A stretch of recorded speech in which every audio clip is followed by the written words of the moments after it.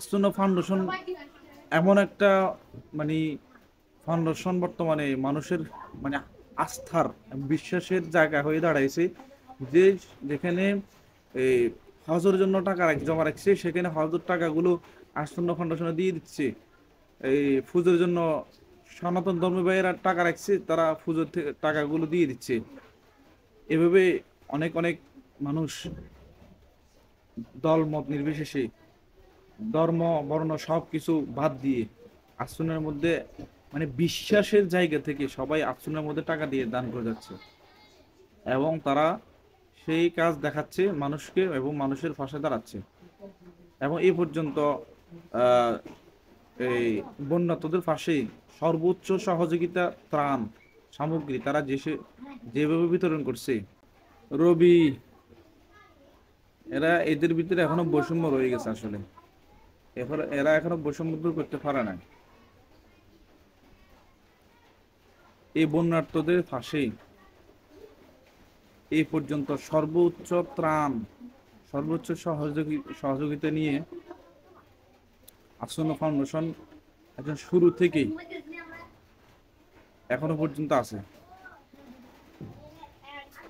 কত কত টন দিছে সেটা বলার বাহিরে, হিসেবের বাহিরে।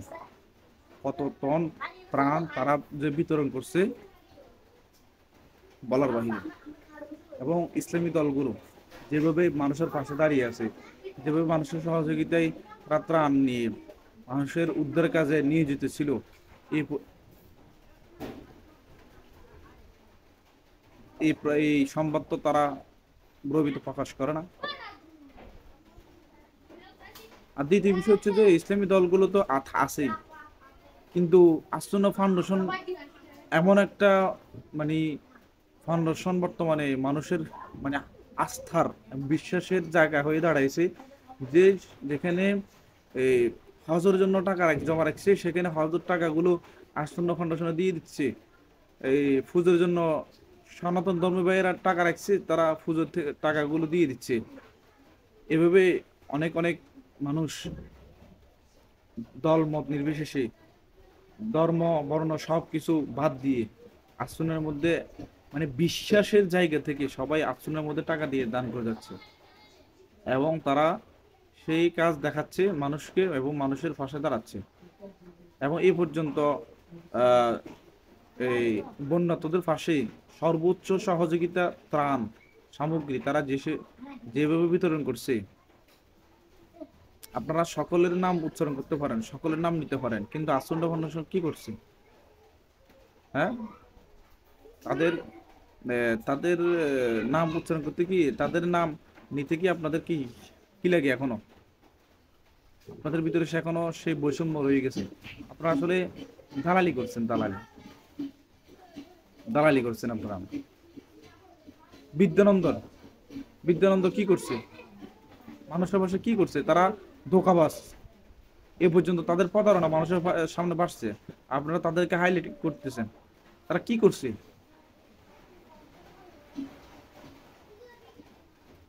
ওই তারা উদ্ধার কাজে নামছে, দেখা যায় যে ছবি একটা পোস্ট করছে, ওখানে এডিট করে কুত্তার একটা ছবি এডিট করিয়ে কুত্তাকে পানির উপরে রাখিয়া তারা কুত্তাকে মানে মানবিক সাহায্য করতেছে, কুত্তাকে খাবার দিতেছে।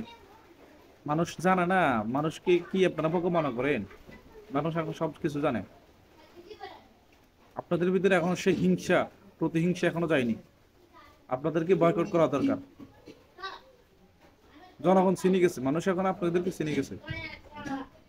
এই কিছু কিছু মিডিয়া, দালাল মিডিয়া এখনো রয়ে গেছে, তাদেরকে চিহ্নিত করে তাদেরকে সহ এই এই ধরনের সংবাদ মাধ্যমকে, এই ধরনের এই কোম্পানিকে বয়কট করা দরকার। রবি এই দালালি করছে যে এটা মানে এর প্রমাণ।